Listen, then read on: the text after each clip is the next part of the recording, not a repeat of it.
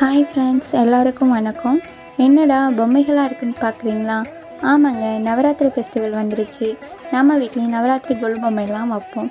அதுக்காக ஸ்டெப்ஸ் எல்லாம் நாங்களே வீட்லேயே ஃபிட் பண்ணி எல்லாத்தையும் ரெடி பண்ணிகிட்டு இருந்தோம். துணிலாம் போட்டு எடுத்து வச்சாச்சு. நெக்ஸ்ட்டு பார்த்திங்கன்னா, எங்கள் வீட்டில் இருக்க பொம்மைகள்லாம் நாங்கள் பெட்டிக்குள்ளே தான் வச்சுருந்தோம். ஸோ அதெல்லாத்தையுமே எடுத்து நாங்கள் ஒன் பை ஒன்னாக வச்சுட்டு இருந்தோம்.